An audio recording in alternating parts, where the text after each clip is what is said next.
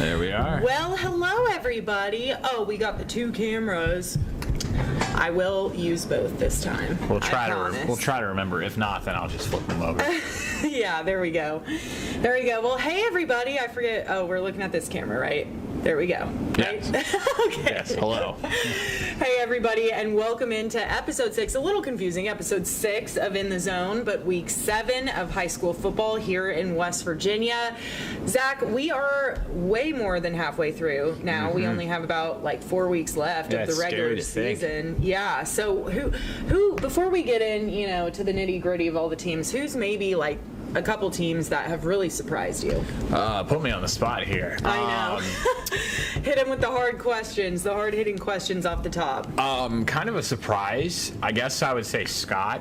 Yeah. And I was talking to the Logan head coach, Gary Mullins, earlier this week, and I said, we all thought Scott would be good, but I don't think we all expected them to be the number 1 team in the state this early. Right. And so, obviously, they've got a ton of playmakers, Matt Fry, Isaiah Bush, Jaden Sharps. They've got a very talented team. Roane County, too. I think I saw that this is their first 6-0 start in school history. So that's I awesome. didn't even know that. I knew it was a long time. I didn't know in history. So that's really cool for them, and they've got just a great offense, and they've been ripping through everybody. I mean, they really haven't been challenged just yet. I know Clay County gave them a good matchup, and they beat St. Mary's at the beginning of the year. Those are kind of my, I would say, my 2 teams that kind of surprised me a little bit. Roane, it didn't surprise me that they're doing this well, but I thought that was a cool little tidbit for them. Yeah, definitely. And going back to Scott, I mean, yeah, they are completely incredible. Last night I got the chance to go down to Madison and see that huge bonfire that they had down there, and I did talk to Coach Dolan, and he said that this is going to be a game tomorrow night, and we'll get, like I said, we'll get to more of the preview of it, but this game tomorrow night is going to be one for the history books. I mean, apparently they've been selling tickets all week. He said they're not going to stop selling tickets, but he can tell you right now it's going to be standing room only tomorrow night. Scott is hosting Logan, so it's going to be a rivalry game, some Logan County action, and it is Scott's homecoming game. So it's going to be really interesting. And Logan's 5-1 right now. They're doing pretty well. So I'm hoping for a close game. I think thousands of people around the Boone County, Logan County area are also hoping for a close game. So yeah, we can definitely expect some fireworks tomorrow night with that one. Yeah, hopefully no more fire after all that's kind of gone on this week. Yeah, it's kind of a crazy story actually. If you guys want, you can check it out on WOWKTV.com. We did a story on it, but Scott was planning on burning a bunch of wood last night for their homecoming week as a celebration, and somebody went a day early and burnt their pile to the ground.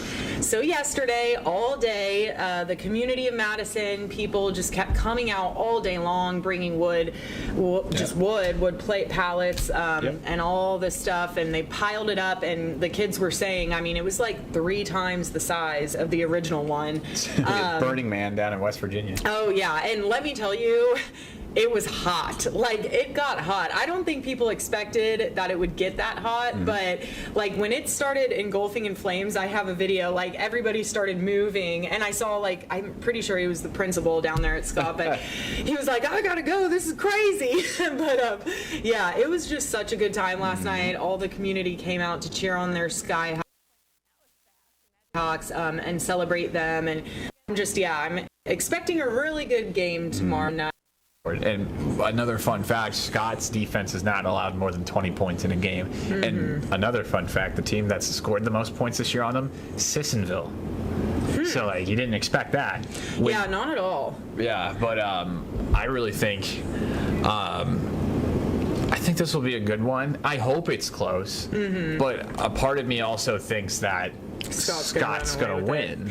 I will say this much. So in talking to Coach Dolan last night, he was saying that he has 4 guys, because I asked him about Jaden Sharps, obviously. For those who don't know, Jaden Sharps is the wide receiver down there. He also plays free safety, and he has been killing it. He probably accounts for the majority of their touchdowns. And the Matt Fry is the quarterback. Matt Fry to Jaden Sharps. It's a 1-2 punch that not many people can defend right now. 7-Eleven, they're always open. surprisingly, surprisingly though, Coach Dolan was saying, I mean, they have 3 guys at wide receiver. All of them are seniors, all 4 of them, and they all are very, very good. So even if if his look isn't there, he has 3 other guys that he can dump it off to. And I think that's what's going to be a challenge for Logan, where Logan, we do talk about Aiden Slack a lot. You know, he's kind of the go-to guy for Jackson Kogar, and I think, you know, if they can put a guy on Aiden Slack and stop him, they're going to struggle quite a bit. So, and I don't know if I should be saying this because I don't know if this was supposed to be hush hush. So like I got a little bit of practice yesterday.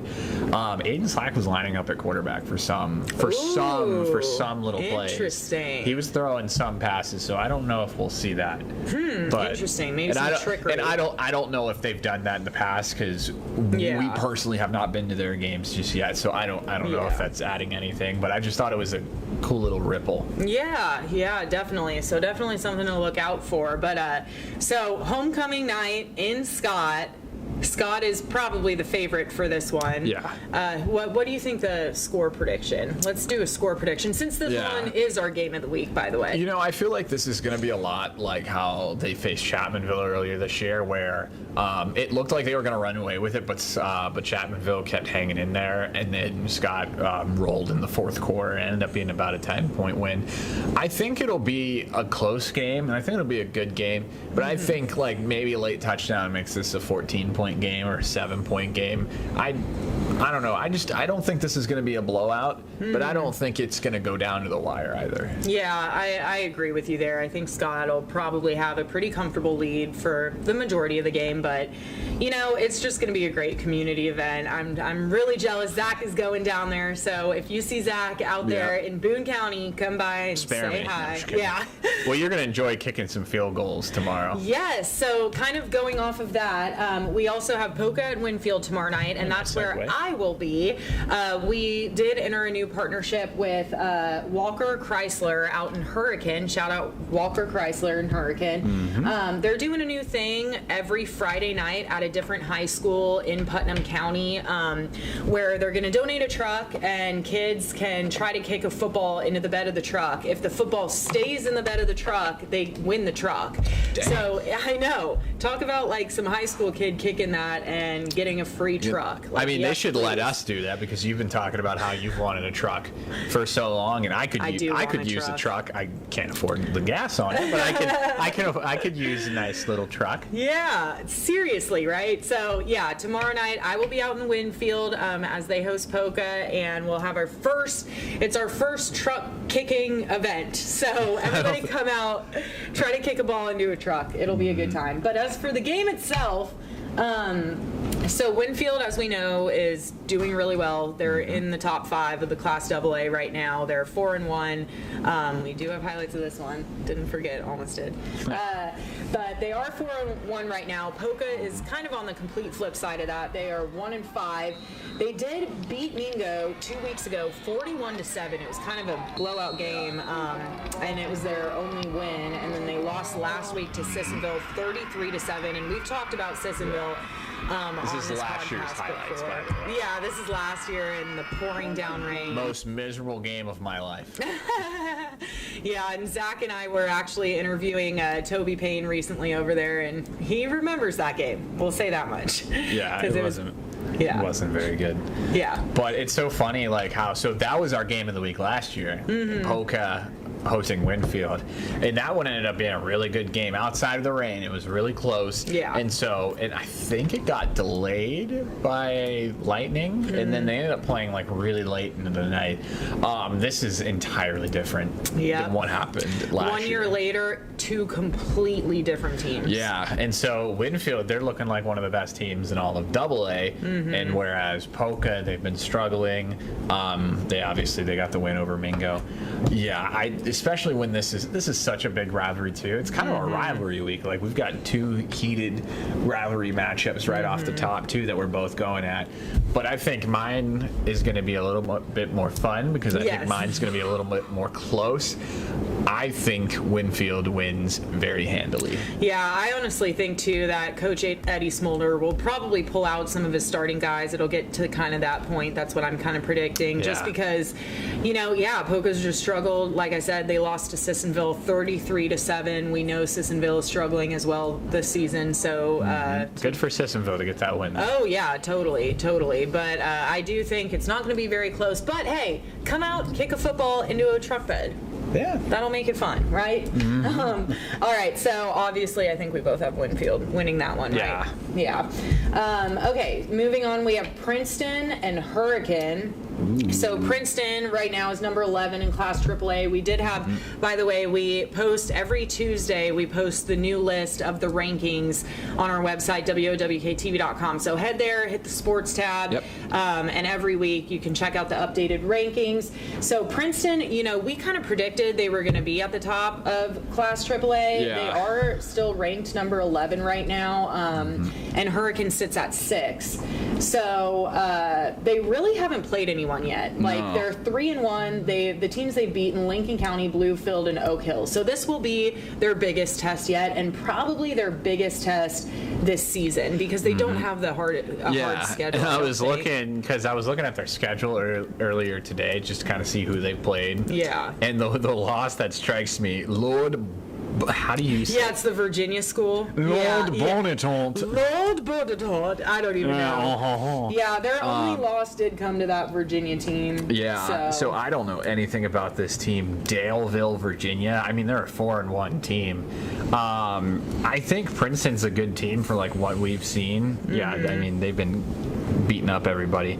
I think Princeton's a good team. I think we kind of expected them to be in the playoffs. They were a playoff team last year before they lost to Spring Valley. I think Hurricane runs away with it. We do actually have video of this one too. Oh, hit it. Hit the video. I'm hitting it. All right. Yeah, so... this was our only highlight of Princeton last year. Yeah. That sack Princeton against and Dalton Spring College, Valley. and then Spring Valley just ran over them after that. Yeah, I remember that. I was at that game. Yep. But Hurricane has one more win than Princeton. They're at 4-1. As I said, they sit a couple spots higher in the rankings right now at number 6, and they have played in the bigger games. They've faced Winfield, G-Dub, Spring Valley.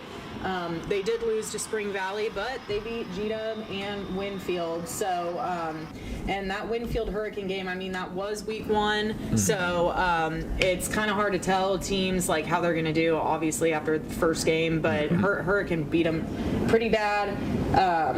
So, yeah, plus they're coming off of a 50-0 shutout against St. Albans. So. I'm surprised they didn't score more. Yeah, I mean, I think Donnie probably pulled some guys out of that one because he didn't want him to get hurt. I think this will be another big test for Hurricane, but I really think they win pretty good. Yeah, me too. I have to go with Hurricane too. I think it's gonna. I'm waiting for what we've talked about in the podcast before. I really want to see Hurricane face Huntington and then Cabell Midland. I'm looking for those ones, and obviously Spring Valley. I think I picked Hurricane on the road.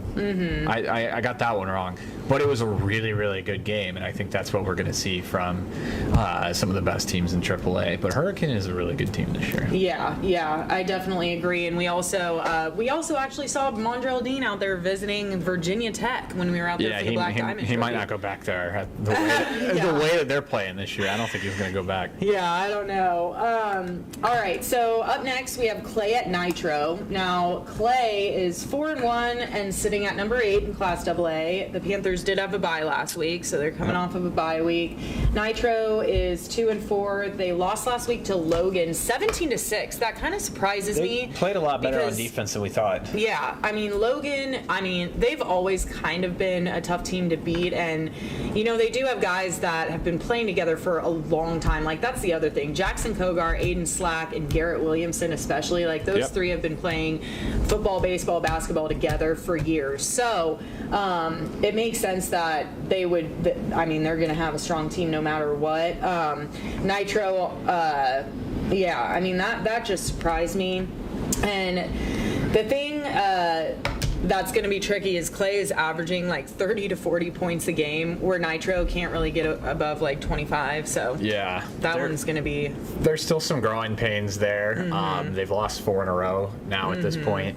I believe Wayne beat them last week, if I remember correctly. But Clay, they're fresh. They're coming off of a bye. I think this will be a good showing for them. This will be our first time seeing them down here, as opposed to us getting highlights from somebody else. We'll get to see them this time, so I'm looking forward to that. Yeah, I'm looking forward to it too, and I do think it'll be somewhat of a close game, but yeah, I do think Clay walks away with this one. Okay, Riverside at Capitol. I think we have highlights of this one. We do. This one can go either way. Yeah, so surprisingly, these teams are a lot closer than you'd think. So they're both 1-4, looking for their second win on the season. So Capital lost to Huntington last week, 56-7, and then beat St. Albans the week before, 35-6. Riverside lost to Huntington, 49-0, and then beat St. Albans, 59-12. So they have some of the same losses, some of the same wins, same record. So I definitely think this one. Guns on I know, that was awesome. So I definitely think this one's going to be a little bit closer than we think. Yeah. Kind of like what we said before. It's one of those games where someone needs to score. Yeah, and even Riverside, they played Huntington pretty tough for that first, especially for that first half there, and then they kind of ran away with it in the end. It was about to be 14-0 at halftime, which honestly shocked a lot of people. Capital was tied with Huntington at 1.77 off the blocked punt. But obviously Huntington had rolled away with it from there. I really think Riverside wins this one, but I think this one is going to be a very close game. And again, it's one of those situations where, all right, they're beating up on St. Albans, because unfortunately everybody's been doing that this year, but they look a lot alike on paper. And so, but I just give the slight edge to Riverside. I think Alex Doherty is having those boys play hard over there. Yeah, like we say, I mean, the people of Bell just have like really big hearts, and they just, their community's really really interconnected. They're backing their football team, and like that's huge, you know. I mean, Capital, unfortunately, like they're in an area where there's so many other football teams, so it's a little bit different. But I do think Riverside walks away with this one. I agree with you, man. We're gonna agree on like everything. I don't like that. I know, me either. I'm about to say something really stupid just really outlandish, because he just doesn't want to match. Okay, Spring Valley and Cabell Midland. All right. Well. So these teams are also kind of closer. Cabell Midland is 4-1 and number 8 in AAA. So their only loss was week 1 to G-Dub. Again, like I said earlier, kind of hard to judge teams on week 1. Yeah. And you know, that's that. I mean, it's just hard to do that. It was, and that win too. You can't really, not only was it week 1, but it was a very emotional win for George Washington. I mean, Coach Edwards, that was when he was breaking the record in Kanawha County for most wins, or Kanawha Valley, right? Yeah, for most wins. And then Spring Valley, number 1 in AAA, juggernaut, 5-0. I mean, we all know Spring Valley at this point. So, I will say the interesting thing, Spring Valley only beat Huntington by 1 point. Yeah. Cabell hasn't played them yet. They have not. So, yeah, it's always interesting, those three. Yeah. I think the big thing is, all right, is Spring Valley 100%, because they beat South Charleston 17-0, and their offense didn't look good from what we saw. And with the way that, I mean, that's the best South Charleston's looked all year. And from the way that they've played this year, they've been losing by 50 points to a lot of teams. And that one really surprised me. Like, unfortunately, neither of us were up at that game, but I was really curious to see if maybe that was like a Coach Dingus move. Like, maybe he wanted to do something different offensively and was trying out new and different things. I don't know. But, yeah, that shocked us when we saw that score. I think South Charleston just played a good game. Yeah. I'm going to, just to differentiate from you and pick something different, I've got Cabell Midland at home. I think they'll beat Spring Valley in this one. I think it'll be a good one, but I think with the way they're playing, they're rolling, their defense has looked good, and they just play smash mouth football. They do. I think this will be low scoring though. It will be low scoring because both of these teams are like that. I mean, both of these teams love to run the ball. They love to play nitty gritty, and so I think it'll be low scoring as well. And I think it'll be a long drag out dogfight. And yeah, I'm gonna go with Spring Valley though. I mean, I'll go Spring Valley. I'll go flip. I was trying to pick different from you. No, I'll go flip. I say Spring Valley stays undefeated and rolls on to 6-0. Yeah. Locks in that number 1 seed in Class AAA. No, I'm kidding. But all right, cool. Moving on, Ripley and St. Albans. Kind of similar to Capital and Riverside. These teams are both kind of in a rebuilding year. The Vikings are 1-5. Their only win came to Lincoln County. So, fun fact, St. Albans, South Charleston, and Lincoln County are sitting at the bottom of Class AAA, like in the rankings. So, this one will be interesting. SA still looking for their first win. Do they get it against Ripley? They don't. I don't know I don't know what I think about this one. This one is just going to be really tough. Again, it's I can see the excitement in your eyes. I don't mean to be that way, but it's, again, I forget who said it, but somebody's got to score points. Yeah. And so I know Ripley, they scored 21 against Lincoln County. Both these teams are struggling really bad. I want to give the edge to St. Albans here, but I just can't. And I think Ripley wins on the road, going for their number 2 on the year. Nice. I'll flip it. I'll go SA. SA gets their first win. Nice. It is difficult though, because again, St. Albans, not only are they in a rebuilding year, we talk about this all the time. They had all these players that joined late and stuff. It's also the coach's first year coaching, so they are having a very tough year. But I don't know. I think maybe if they can, put some things together on offense and maybe just make some big stops on defense, who knows? Can go either way. Yeah, it really could. I mean, we have so many games this week that could go either way. Yep. And speaking of that, Huntington and Woodrow, kind of similar. Now, Woodrow is on a 3-game win streak right now. They beat Bluefield, Lincoln County, Preston.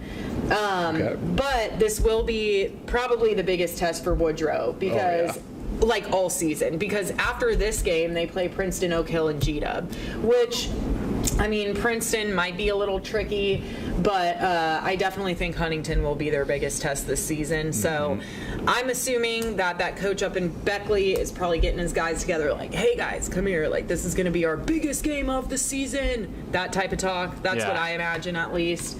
So I think Woodrow comes out and plays really strong. But Huntington, is Huntington. We got to see your coach impression one more time. Come on, guys. Come on, guys. That was terrible. Yeah. Sorry, everybody. The Red Bull is moving through me right now. Yeah. Sponsored by Red Bull. No, I'm kidding. I'm going to go with Huntington in this one. I think when you look at the athletes that they have and some of the talent they have, Gavin Lacco, Zaza Jackson. Dwayne. Yeah, Dwayne Harris. So they've got some dudes on that team. And so, again, I've said this 100 times, is Huntington was my pick to go back to the state title game for this year, and I still think this team is really talented, and I want to see them. I can't wait for when they face Hurricane, and I can't wait to when they face Cabell Midland, because the issue right now is what we're running into is, okay, they play Spring Valley. They haven't played anybody up to their standard in the past couple of weeks, and so they beat Capital, and that they beat Spring South Valley Charleston. game too could have gone either way. I mean, it really could have. So those wins against South Charleston, Riverside, they don't do much for me. Yeah. I want to see them up against like I really want to see them face Cabell Midland. Like again, that's going to be a really good one. I think Woodrow is a good test for them, but I still think they win on the road, and I think they win pretty comfortably too. Yeah. I mean, I don't want to doubt Billy Seals. It is kind of hard for us because obviously Woodrow's up in Beckley, so we don't get to see him regularly, if at all. I mean, we only see the Beckley teams if they come here, so it is kind of hard to judge. It was 31-28. They beat Riverside too. And okay, so close. Yeah, I'm gonna say Huntington wins this one as well. But I do think it'll be a little closer than what people might be thinking. I mean, Woodrow, don't count those Flying Eagles out because they definitely can put a game together. That's for sure. Okay, Wahama and Ravenswood. Now Wahama, surprising a little bit. I mean, they're still undefeated right now. They're ranked number 4 in all of Single A. They're coming off of a 74-0 shutout against Magnolia. So, I mean, Ravenswood on the flip side, we know they've struggled a little bit, but they also beat Magnolia in a 48-0 shutout. Yeah. So, this one will be interesting. I do think Wahama's kind of rolling right now, though. Yeah. I feel like the vibes are high with the White Falcons. So, what are your thoughts on this? I don't think it's going to be interesting at all. Like, I think Wahama is going to crush him. Like, unfortunately, Ravenswood went on the road, lost to Ritchie County last week. I don't know anything about Ritchie County. I know Ritchie County got their first win out of it, but not often do you see teams dropping 70 in back-to-back weeks. And I mean, we've gotten the chance to see a couple of Wahama games. Yeah. And they're loaded, man. They can run the ball. They can throw the ball. Yeah. And especially the way that they're playing. And their defense has been lights out, too. Like, look at this. Oh, yeah. Yeah, they put on a good show when I was there against the South Harrison team that I think maybe AA, too, and they beat them at home. They are AA. Yeah, so like not often you can beat a team in the higher class, but I really like what they're doing over there. I think it's going to be not necessarily an easy win, but I think they win by a nice margin here.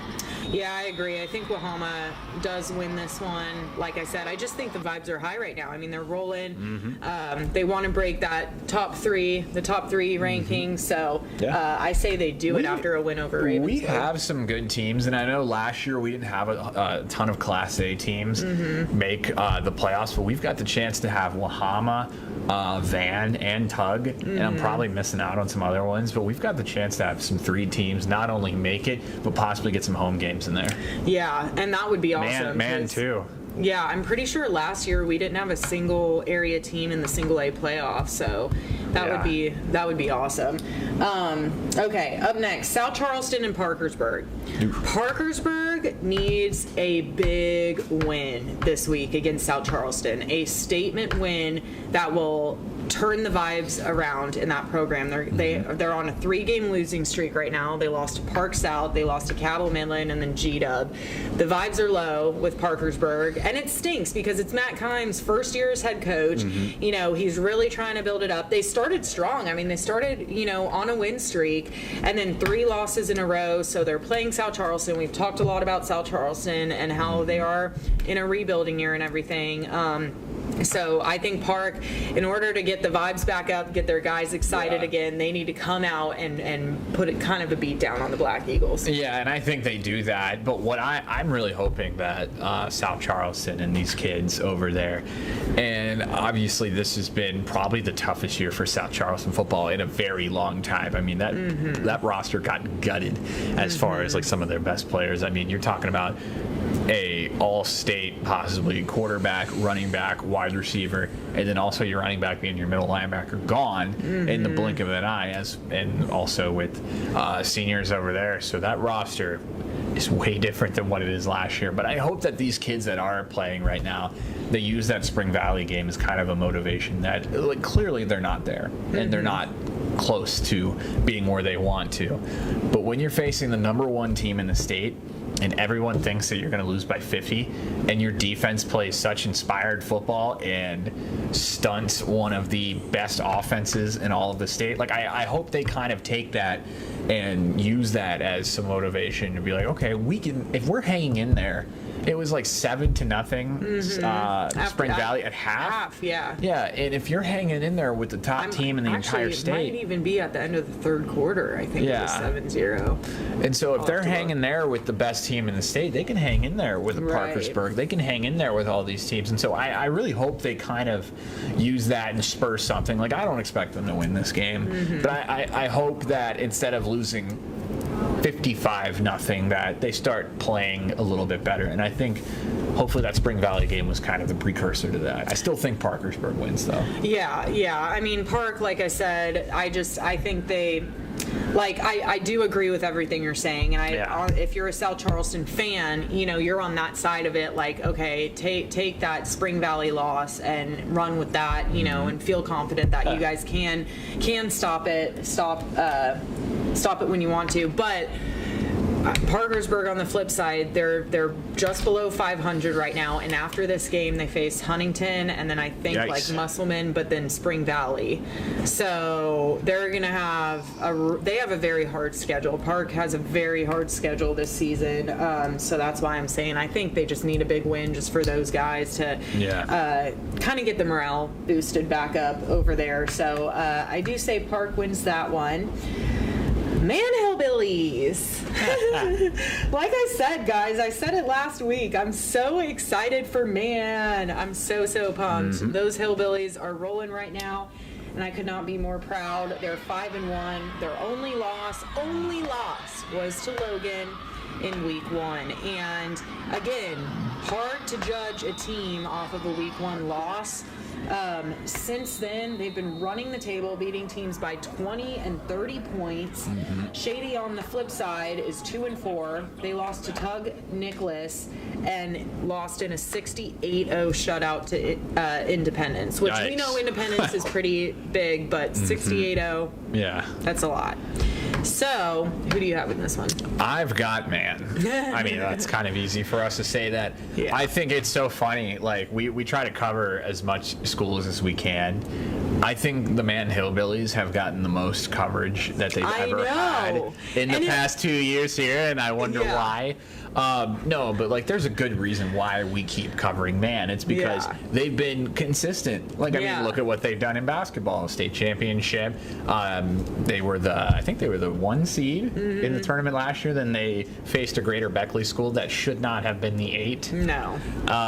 We don't want to open old wounds here, though. Yeah, we're not going to open up that That's can for of worms. Basketball season. We'll talk about that in a couple weeks. Yeah, but like, look at what they're doing this year. I mean, Buffalo put up a good fight against them. Like, I know Buffalo, this hasn't been a great season for them, but onside kick to start the game, scored the touchdown on that drive. That was wild. Credit the Bison, man. Like, they're just having fun out there. I like teams that play with guts and that they're not afraid. Yeah. And so Buffalo, they put up a good fight, but man, Jim Green, dude, that kid is an animal. I mean, you saw that highlight on there of him spinning around, leaving like 8 guys in the dust. I think it was D&D Network was posting some videos on Twitter about Jim Green, and he made their top 10. Which shout out to D&D Network, they're pretty cool dudes on Twitter.